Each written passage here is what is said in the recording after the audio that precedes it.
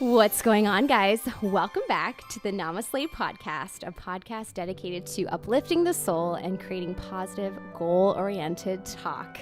Today on the podcast, I have award-winning chiropractor, health and wellness expert, and registered acupuncturist, Dr. Nekessa Remy. How are you today? I'm doing well. So excited to be with you. I'm thrilled to have you here. So just before we get started, I just wanted to read something that I found from your website because I thought it was just so beautifully written. Okay. And it completely sort of, sums up your energy and just who you are. So you wrote, I truly believe that my purpose is to ensure that a healthy lifestyle can be attainable to anybody who wants it.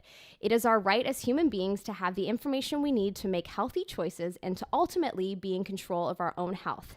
Healthy living is a right, not a privilege. We need to be our own health advocates. Mm-hmm. I love it. And I believe it. I absolutely believe it. When did you know that you wanted to get into health and wellness? I just think it's so clear that you're so passionate about it. Well, you know what? I was really lucky in the sense that I was pretty young when I realized it. I was an athlete around 6, 7, 8 years old running track and field. Cool. And at that time, this is many years ago, I'm aging myself, Ben Johnson was a big, I know, this is before scandal, pre-scandal. He was, okay. Yeah, pre-scandal. That's how old I am.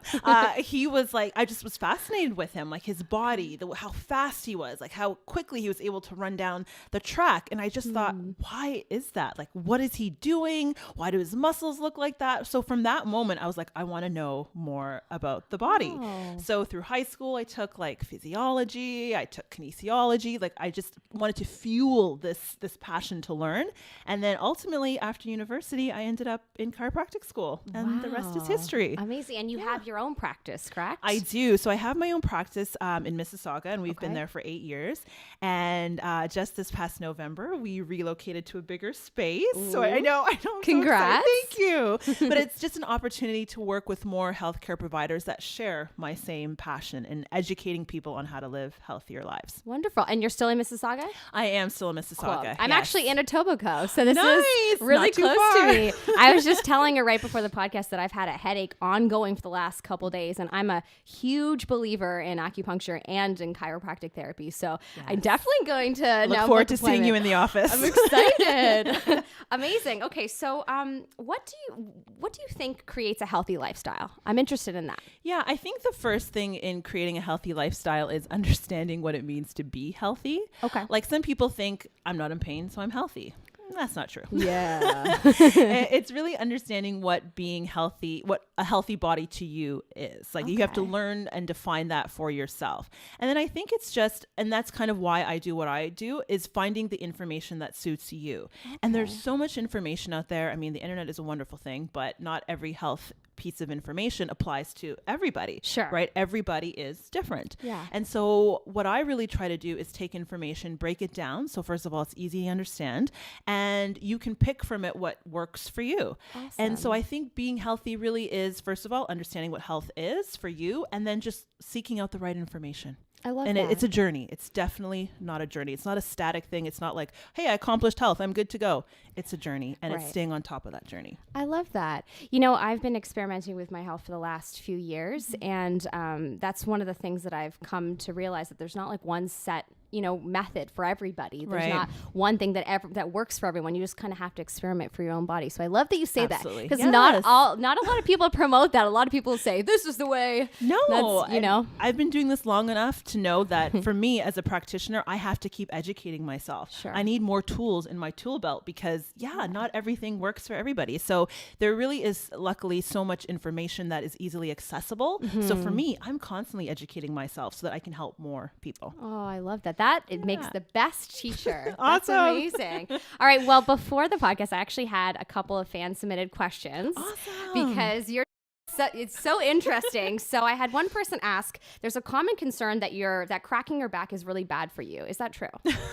Okay, I gotta be honest. My mom used to tell me it's gonna give me arthritis. Yeah, I've heard. That's actually not true. Sorry, moms and grandmas out there. But yeah, that's not actually true. Now, what it does tell you, if you are like, oh, I need to crack my back so I feel better, what that tells us is that there are probably muscles along the spine that are really, really tight. Okay. And those muscles muscles are almost like holding the joints hostage. So we feel like we got to release the joints so we feel better. Right. The problem with that is it's not actually getting at the cause of your pain or your tightness. What you really need is to stretch out the muscles that attach to the spine. Gotcha. So although cracking your back isn't necessarily a bad thing, I mean, granted, I wouldn't do it all day, every day, but it really is telling you that there's something else going on and you need to get at that cause. Okay, cool. Interesting. Yeah, my whole life I kind of always had, I'm not going to do it because it's gross, but my back just cracks in like disgusting ways. And some people just genetically, it is what it is. I think it's because, I was a dancer and yes. and also I just have really bad posture. And that leads to my other question. I wanted to ask you, could you maybe even show me or tell everybody how you properly stand up? Because I know posture is just such a big struggle right now. For a lot of everybody's people. very, I call myself Hunchy McGee on my show, but it's more to be relatable. I don't know why I started saying that on my show, but anyways, I'm gonna steal that. Oh man, me. But I was just curious because also I maybe you might know why, but I tend to like stick my head out. Yeah. And when I look at myself in videos, I usually am surprised, and in my head I don't feel like I look like that. Yeah. So anyways, do you have any pointers? Yeah. So I think with posture, the first thing is I always tell patients it's not enough for me to say, hey, sit up straight. That's not helpful. Right. And a lot of the times it's the fact that the muscles that actually support our posture aren't really turned on. Okay. And so we have to actively turn them on in order for us to have better posture.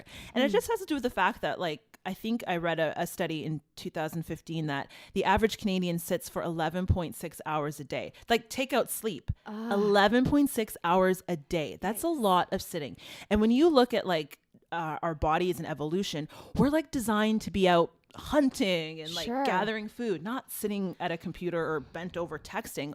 Our bodies just aren't designed to do that. Yeah. So to really have good posture, it does take a little bit of effort. Mm-hmm. And there are easy exercises that you can do that involve just almost like squeezing your shoulder blades together. Okay. So once you're able to engage those muscles, that automatically takes your shoulders from that hunched position and brings them back and down. Okay. So I will never tell someone just sit up straight. I'll usually cue them with, okay, let's start by just squeezing the shoulder blades together. Okay. And I even turn that sometimes into an exercise, have them repeat it a few times. So that way the muscles can like turn on and stay on to help give you better posture. Mm-hmm. And then you mentioned the neck that comes forward.